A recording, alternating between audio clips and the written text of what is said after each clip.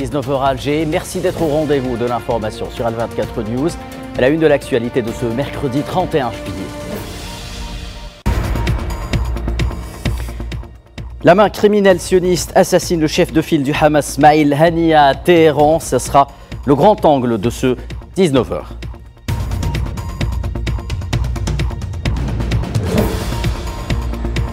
« 299e jour de consécutif d'agression sioniste sur Gaza, un bilan global qui dépasse désormais les 39 445 martyrs.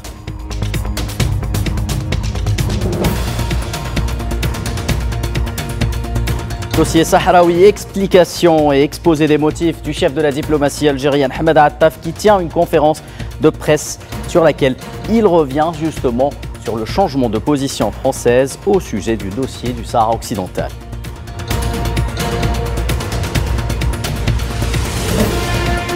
Présidentielle en Algérie, la Cour constitutionnelle annonce la liste définitive des candidats retenus pour le scrutin du 7 septembre prochain.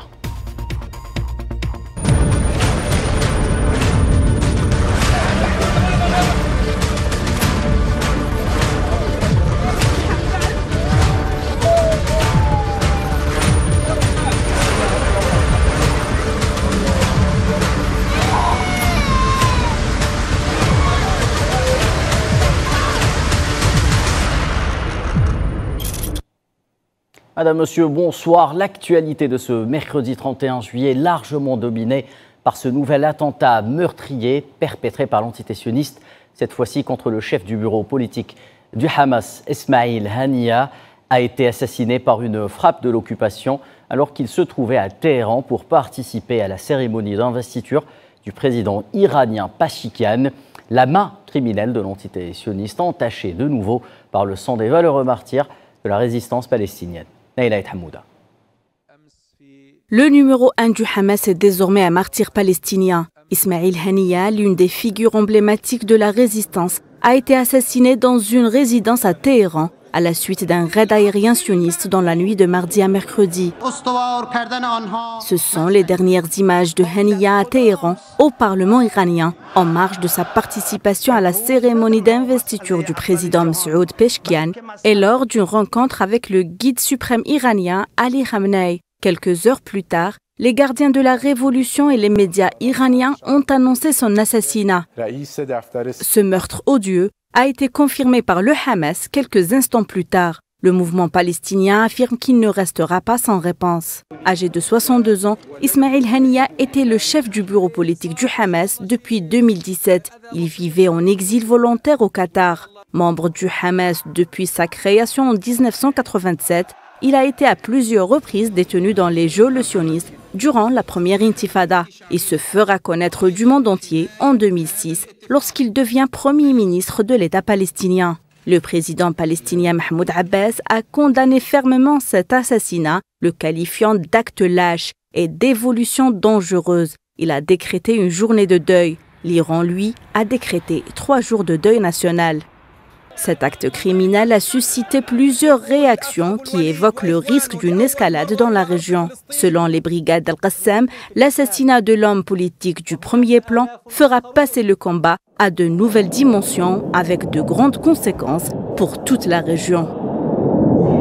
De même pour le guide suprême iranien qui a juré d'infliger un châtiment sévère à l'entité sioniste qui paiera un lourd tribut. Dans un communiqué, les gardiens de la révolution islamique ont déclaré que l'assassinat du chef du Hamas à Téhéran fera l'objet d'une réponse sévère et douloureuse, ajoutant que l'Iran et le front de la résistance répondront à ce crime.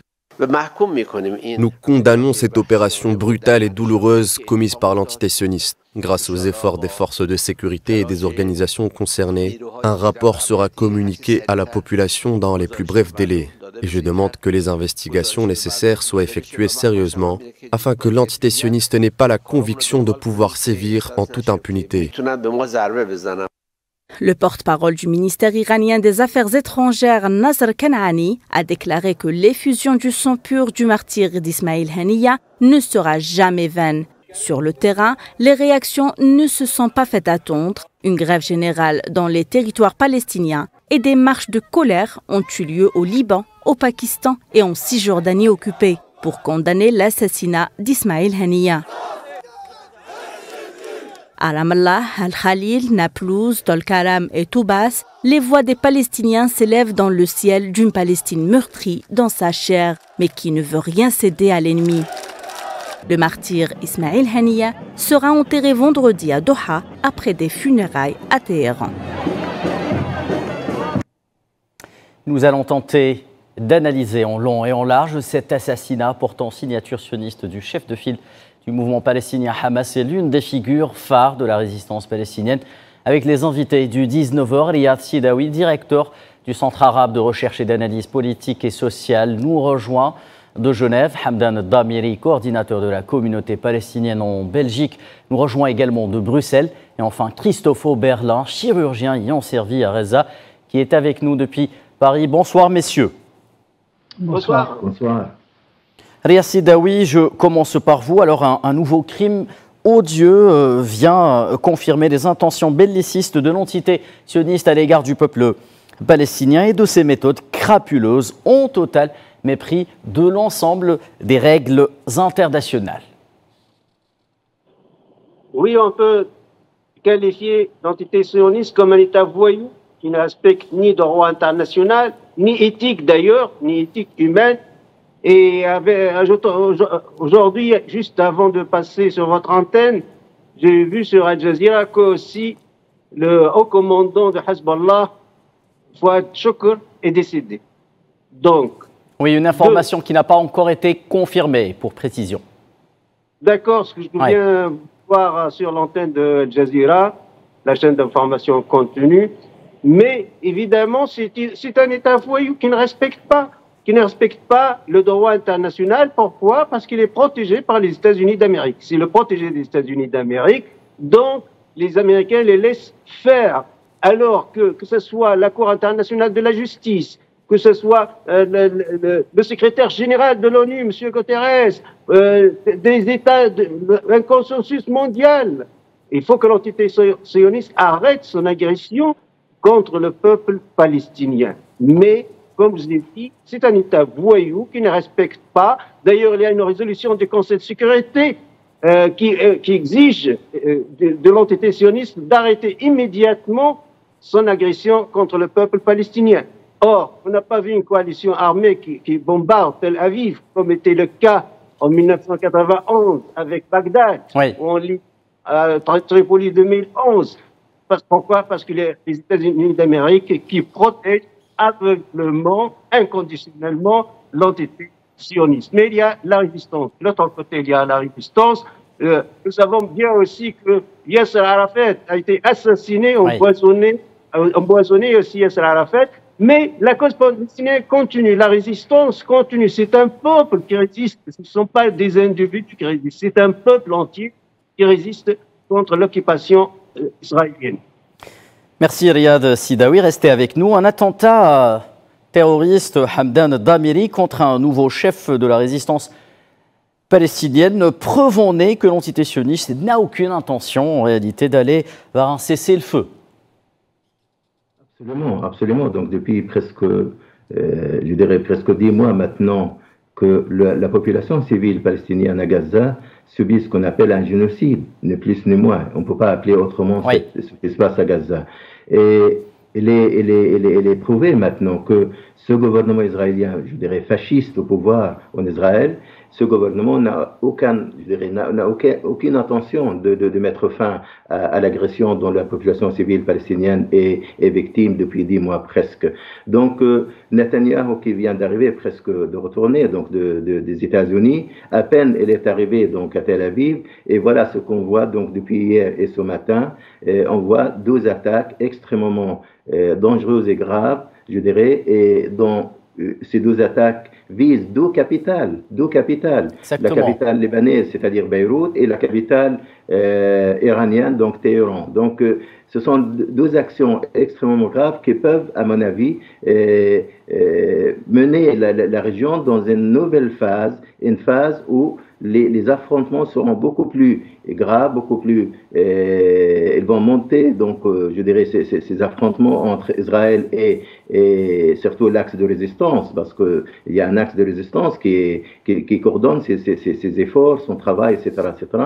Moi, je pense que nous allons très prochainement, demain, il y aura un discours de chef de Hezbollah, demain à 5 heures l'après-midi. Donc un discours parce qu'effectivement, ça se confirme maintenant. Donc il y a la mort de chef militaire de Hezbollah. Oui. Donc ça c'est confirmé maintenant. Donc le Hezbollah, il a publié officiellement donc, un communiqué. Effectivement, donc nous allons se retrouver dans les prochains jours, effectivement, dans une nouvelle phase, une phase où Israël doit savoir qu'il n'a pas le droit de faire tout ce qu'il veut, il n'a pas le droit de s'attaquer à des capitales comme ça, il n'a pas le droit je dirais, d'assassiner des responsables palestiniens. C'est la raison pour laquelle, à mon avis, donc Israël, avec son gouvernement, et les États-Unis qui couvrent Israël, qui soutiennent Israël, qui, à mon avis, ils ont coordonné leur travail ensemble. C'est à peine, donc Netanyahou, il revient donc de Washington oui. et il commence dans son travail, je dirais, d'assassinat et à Beyrouth et à Téhéran. Donc, moi, je pense que nous allons entrer dans les prochains jours dans une nouvelle phase dans ce conflit.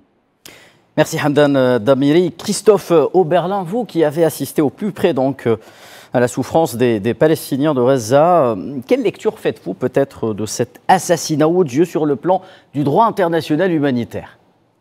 Écoutez, d'abord je fais l'analyse sur le plan du ressenti, car depuis plus de 20 ans que je me rends régulièrement à Gaza. Oui. Permettez-moi d'apporter mes condoléances à un certain nombre de personnes qui sont mes amis.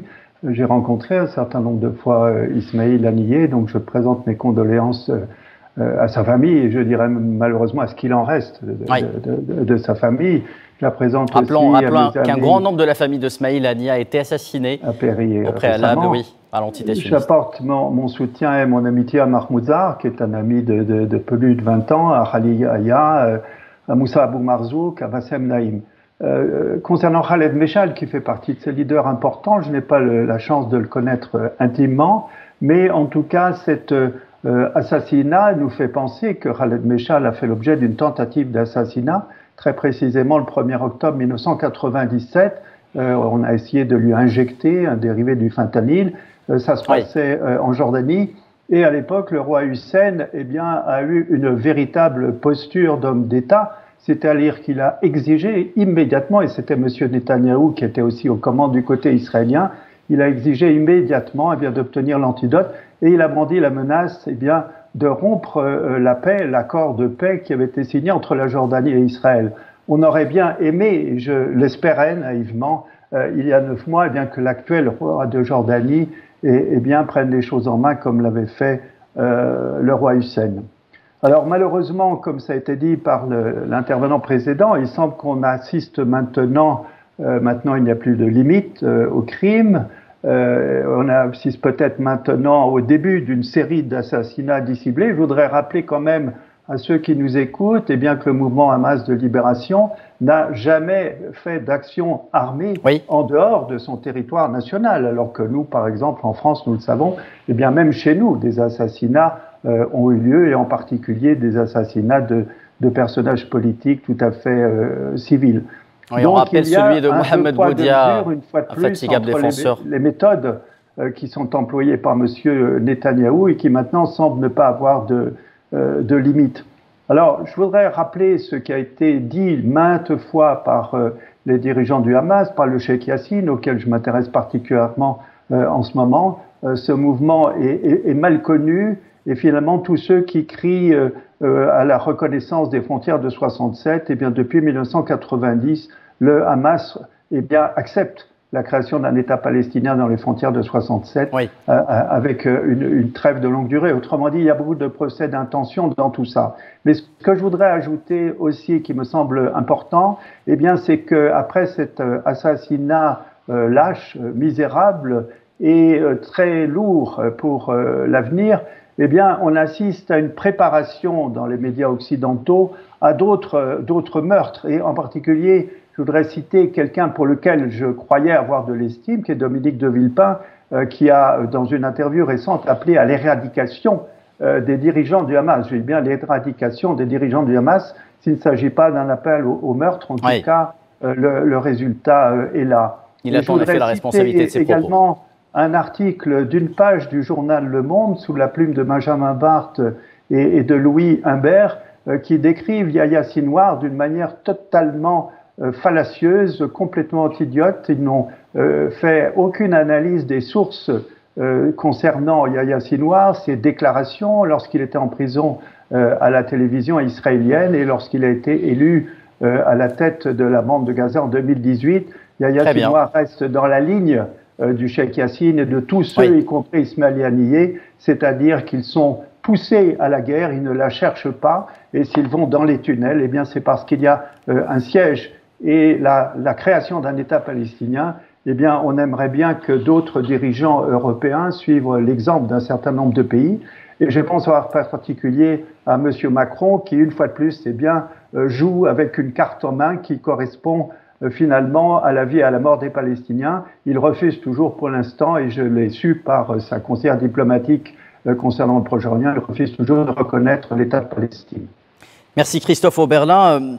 Riyad Sidaoui, penchons-nous à présent peut-être sur les conséquences internationales de cet acte terroriste, alors que les gardiens de la Révolution promettent bien entendu une réponse à cet acte lâche. Quelles pourraient être les répercussions sur le court terme de ce nouvel attentationniste à l'extérieur justement des frontières de la Palestine occupée sur la situation dans la région? Moi, je pense que la résistance palestinienne, qui se compose de Hamas, qui se compose du djihad islamique, ou des Fronts populaires de la libération de Palestine, et les brigades d'Abu Ali Mustafa, ou même de Fatah et les brigades d'Aqsa, désormais, ils vont être radicalisés. Ça veut dire, ils vont aussi utiliser ces armes. Ça veut dire l'assassinat politique. Jusqu'à maintenant, comme je viens d'entendre, le Hamas ou les autres formations ont strictement respecté les règles du jeu international. Oui, la résistance ne frappe pas par derrière, si je puis dire. Ni par derrière, il n'y a pas de lâcheté, ils visent les civils, et en plus, pas à l'extérieur. Ça veut dire pas sur aucun pays, sol d'un pays européen ou américain, que Israël a été, ou des Israéliens ont été assassinés ou attaqués par des militants de Hamas ou d'autres formations palestiniennes. Donc, c'est l'entité sioniste, enfin, bafoue les droits internationaux et surtout l'éthique. Il n'y a aucune règle, ne respecte rien que la loi de la force. Donc là, va pousser, que ce soit le Hezbollah ou le Hamas ou les autres formations palestiniennes, à une riposte. À riposter, évidemment, à riposter. Et je ne pense pas que le Hezbollah ne va pas riposter ou Hamas ne va pas riposter. Il y a le courage physique, certes.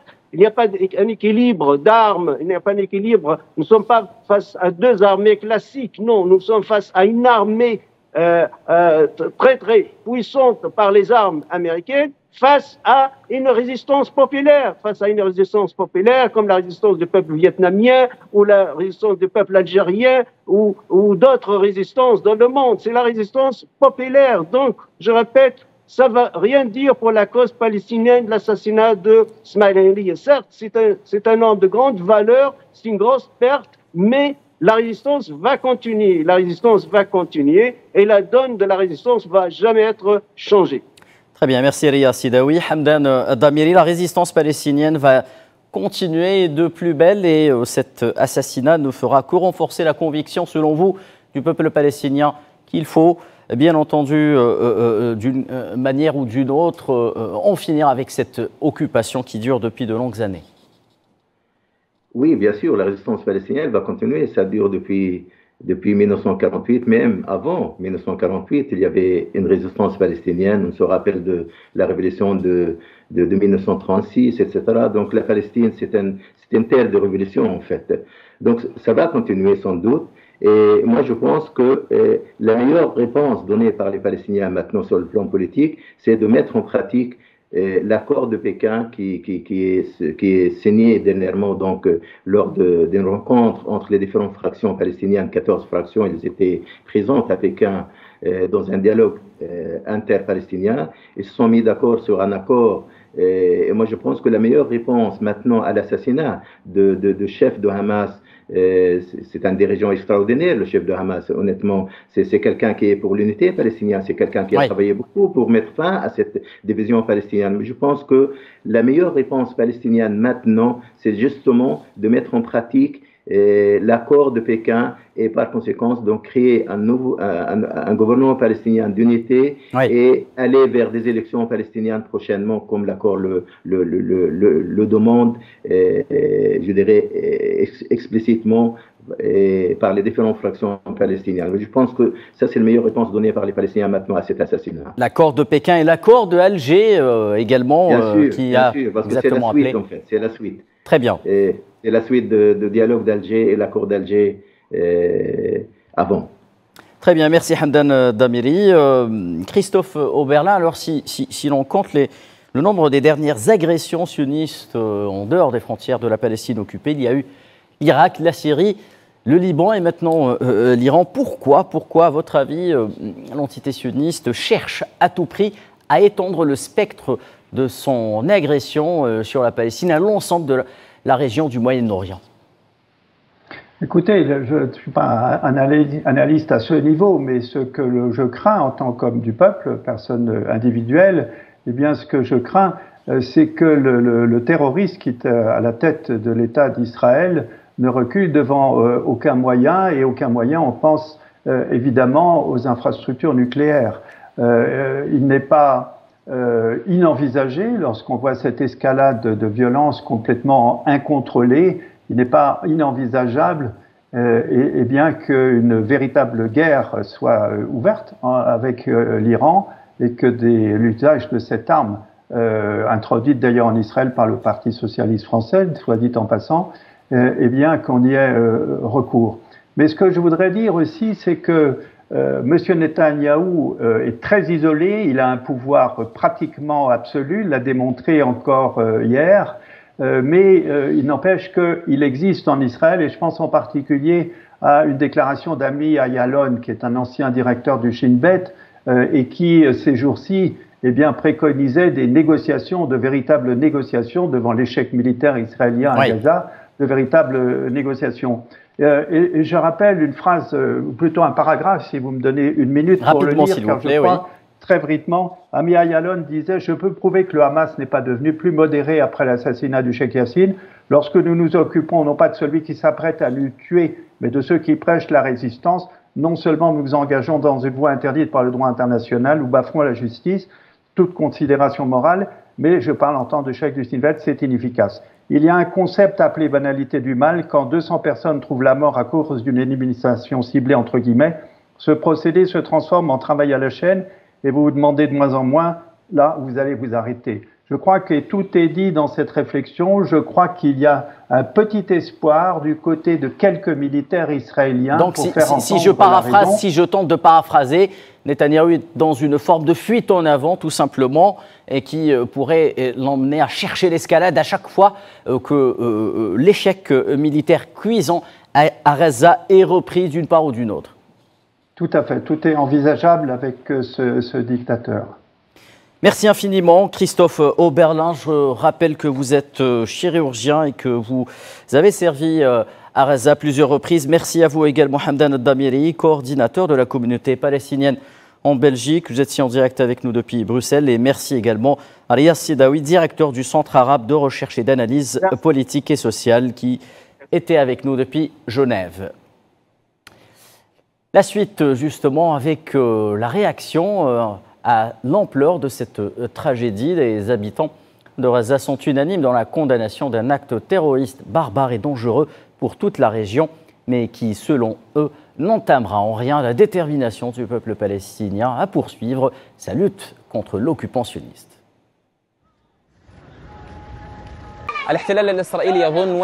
L'occupation israélienne croit à tort qu'en assassinant les dirigeants de la résistance palestinienne, elle portera atteinte aux capacités de la résistance ou à sa capacité à fonctionner. Nous avons déjà assisté à l'assassinat d'un certain nombre de dirigeants de la résistance palestinienne, mais la résistance a grandi, s'est multipliée et a acquis plus de pouvoir pour s'attaquer à l'occupation israélienne. C'est ce qui se passait et c'est ce qui se passera après l'assassinat de Haniyeh. L'Algérie a condamné fermement l'assassinat d'Ismail Haniyeh en marge de sa participation justement à la cérémonie à une conférence de presse justement par la voix de son chef de la diplomatie Ahmed Attaf. Alger a pointé du doigt un attentat terroriste lâché et abject commis par les forces d'occupation sionistes qui continuent de fouler aux pieds les règles humanitaires, juridiques, politiques et morales les plus élémentaires.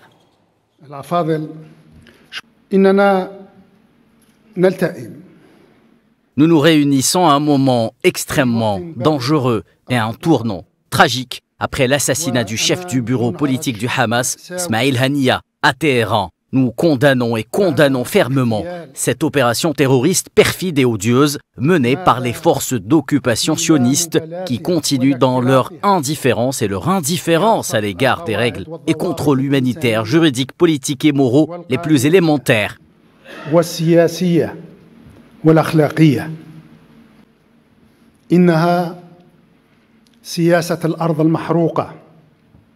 C'est une politique de la terre brûlée dont l'entité sioniste a fait une approche, un plan et une stratégie basée sur l'escalade, puis l'escalade dans toutes les directions, Gaza, Cisjordanie, Yémen, Liban, Syrie et Iran. Il s'agit véritablement d'une politique de la terre brûlée, comme si son intention était de plonger la région entière dans une série de guerres dont le seul bénéficiaire serait l'occupant sioniste et dont le perdant serait la sécurité et la stabilité de la région et la paix à laquelle elle aspire. L'Algérie présente ses plus sincères condoléances et sa sympathie au peuple palestinien frère, confronté à cette épreuve partagée par le reste du peuple algérien.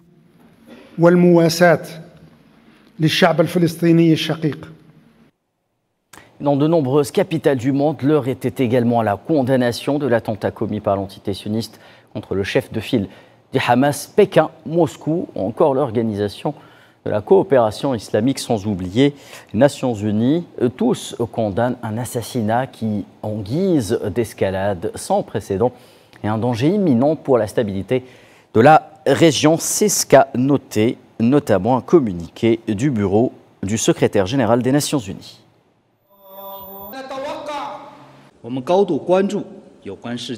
Nous sommes très préoccupés par cet incident. Nous nous opposons vigoureusement et condamnons cet assassinat. Nous sommes profondément préoccupés par le fait que cet incident ne conduise à une nouvelle déstabilisation de la situation régionale. La Chine a toujours prôné la résolution des différends régionaux par la négociation et le dialogue. Et Gaza devrait parvenir à un cessez-le-feu global et permanent dès que possible afin d'éviter une nouvelle escalade du conflit et de la confrontation.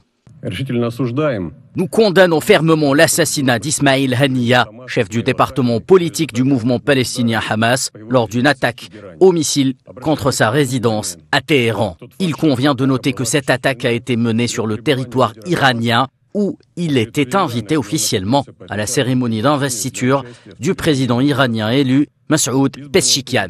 Il est clair que les organisateurs de cet assassinat politique étaient conscients des conséquences dangereuses de cette action pour toute la région. Les exactions sionistes sur Gaza, je vous le disais, en titre qui se poursuivent à la veille du 300e jour du génocide commis par l'occupation sur l'ensemble de l'enclave palestinienne. Le bilan de cette agression s'est alourdi en ce jour à 39 445 martyrs et 91 073 blessés. Selon la dernière mise à jour communiquée par le ministère de la Santé à Gaza, 45 martyrs et 77 blessés ont été admis dans les hôpitaux de la bande durant les dernières 24 heures. 8 martyrs ont par ailleurs été signalés ce mercredi dans la région de Zaouadiya, un autre à Khan Younes, tandis que des zones allant de Jabalia au nord à Rafah au sud, en passant par El Mawassi, El Toufah et El Zaytoun au centre, ont été pris pour cible par de nombreux bombardements de l'armée d'occupation sioniste.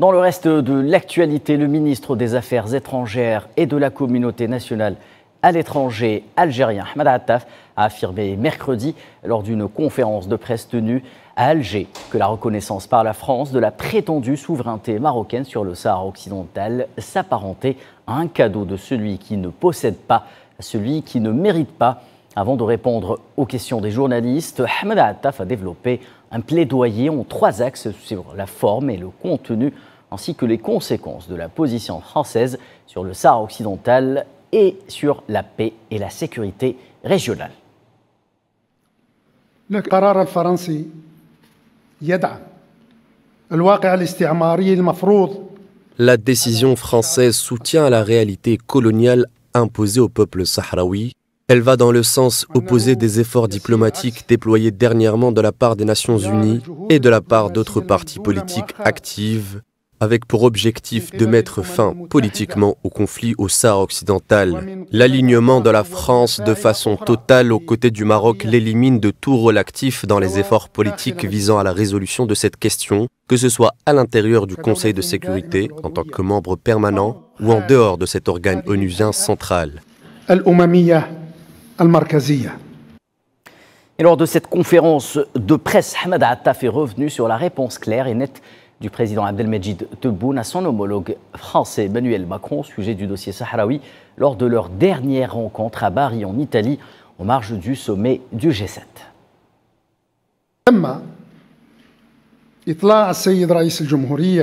Le président de la République algérienne a été informé de façon anticipée de la part de son homologue français Emmanuel Macron de la décision, et ce durant la rencontre qui les a réunis le 13 juin passé, soit il y a plus d'1 mois et demi, en marge de la réunion du G7 dans la ville de Bari, en Italie. La réponse du président de la République a été stricte, ferme et précise.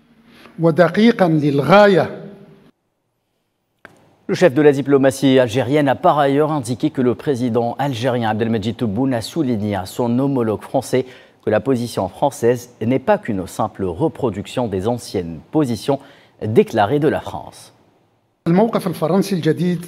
La nouvelle position de la France n'est pas une simple reproduction des anciennes positions déclarées, cela les dépasse de loin, car elle appuie sur l'exclusivité du plan d'autonomie marocain comme base sérieuse de la résolution du conflit au Sahara occidental. Elle établit une reconnaissance sincère de la marocanité du Sahara occidental et inclut le présent et le futur des Sahraouis dans le cadre d'une prétendue souveraineté marocaine sur le Sahara occidental.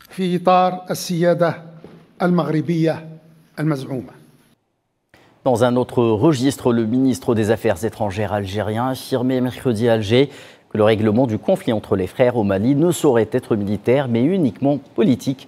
Répondant à une question lors d'une conférence de presse au siège du ministère, Attaf a rappelé la teneur du communiqué officiel de l'Algérie suite à la dénonciation par le gouvernement malien de l'accord de paix et de réconciliation au Mali issu du processus d'Alger dans lequel elle avait mis en garde contre un éventuel retour de la guerre civile dans ce pays frère.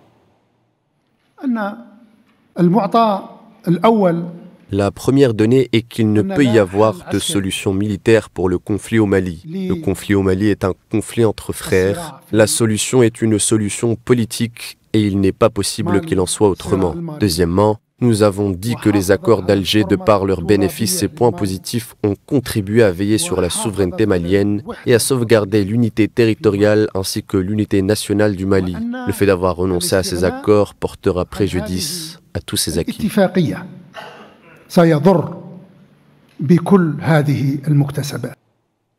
Et en France, la classe politique s'est indignée du soutien apporté par Paris au prétendu plan d'autonomie marocain pour le Sahara occidental, qualifiant cette décision de grave, de trahison ou encore d'erreur historique.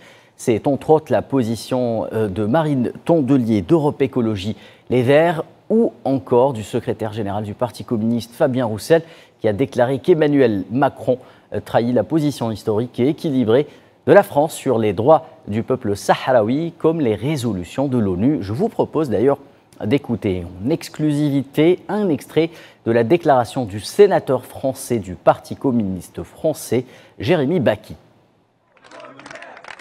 Je crois que les populations sahraouies doivent pouvoir choisir de leur destin.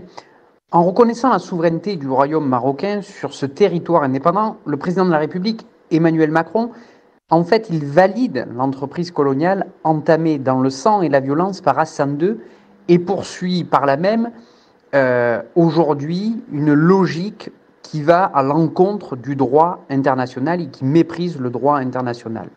Par là, Emmanuel Macron trahit finalement la position traditionnelle et plutôt équilibrée de la France. Il piétine aussi les résolutions des Nations Unies qui prévoient l'organisation d'un référendum d'autodétermination. Et il encourage par là tous les régimes de la région à engager des aventures militaires expansionnistes. Personne n'est dupe des motivations, soit économiques, soit diplomatiques, qui sous-entendent cette prise de position. Et c'est bien de l'accaparation des richesses naturelles du Sahara occidental dont il s'agit. Malgré les discours de circonstance, le pillage de l'Afrique continue avec son lot de compromissions et d'abandon des principes du droit international. La prise de position d'Emmanuel Macron est en cela insupportable et en cela aussi un retour en arrière, une honte de mon point de vue pour la France qui célèbre dans le même temps, à travers l'olympisme, les Jeux olympiques, la paix et la fraternité universelle. Plus que jamais, je crois qu'il est indispensable de mettre fin à ce néocolonialisme et à tous les colonialismes partout sur la planète et de garantir par le droit international finalement la liberté des peuples à disposer d'eux-mêmes. Et l'Union européenne a déclaré mercredi que sa position sur le Sahara occidental restait inchangée, réaffirmant son soutien au secrétaire général des Nations Unies et à son envoyé personnel pour le Sahara occidental, Staffan de Mistura, pour poursuivre le processus politique visant à parvenir à une solution politique juste, durable et mutuellement acceptable à la question du Sahara occidental. Présidentielle en Algérie à présent, après délibération. La Cour constitutionnelle a annoncé ce mercredi la liste définitive des candidats à l'élection prévue le 7 septembre prochain. Ils sont au nombre de 3. Ouchiche Youssef pour le Front des forces socialistes, Abdelmajid Tebboune en tant que candidat indépendant et Hassani Sherif Abdelali pour le mouvement de la Société pour la paix. La Cour constitutionnelle se caractérise ou se définit par sa neutralité. Nous avons étudié des dossiers comme des magistrats, des juges constitutionnels de la Cour, sans aucun intérêt, sans aucune intention partisane. Comme je le disais à votre collègue, nous avons examiné, mais vraiment avec pugnacité, avec vraiment beaucoup de conscience, les moindres détails de chaque dossier. Donc la neutralité était acquise, on ne connaissait personne, on n'avait rien contre personne, et la neutralité, c'est ce qui caractérise le juge constitutionnel. Le Premier ministre algérien Nadir Al-Arbaoui est arrivé ce mercredi à Nouakchott, capitale de la Mauritanie, pour prendre part en qualité de représentant du président Abdelmajid Tebboune à la cérémonie d'investiture du président mauritanien Mohamed Ould Cheikh Al-Ghazouani, prévue jeudi selon un communiqué des services du Premier ministre algérien.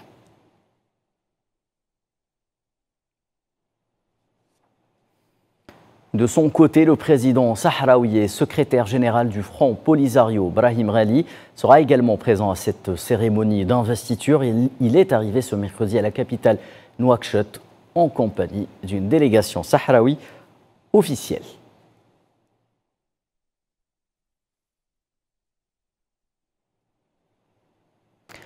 Au Soudan, le chef du Conseil de souveraineté du pays, Abdel Fattah al-Burhan, a survécu ce mercredi à une tentative d'assassinat. Selon les informations et les images que vous voyez à l'écran diffusées par de nombreuses agences, l'homme de 64 ans a été pris pour cible par un drone dans l'est du pays. Je vous propose d'ailleurs d'écouter sa déclaration à l'issue de cet incident.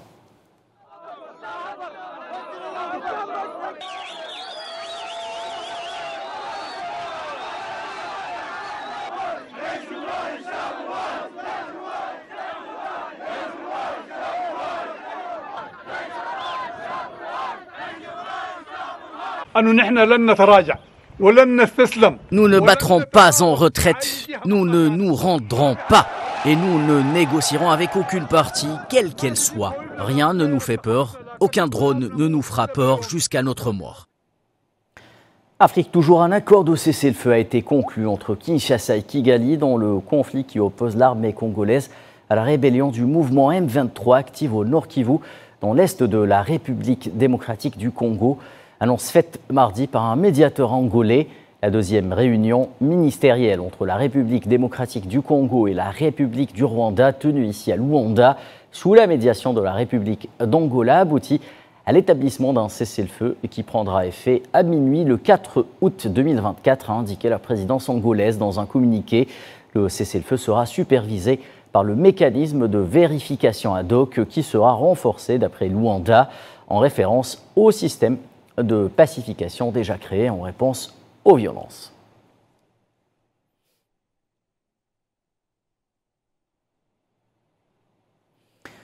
Et avant de clore cette édition, un mot sur le bilan des multiples glissements de terrain survenus mardi dans l'est du Kerala, dans le sud de l'Inde, qui ne cesse d'augmenter. Il s'élève à au moins 200 morts et des centaines d'autres personnes qui sont portées disparues, déclenchées par de fortes pluies. 3 glissements de terrain ont frappé la région du Mepadi, dans le district rural de Wayanad, au Kerala, tôt mardi dernier.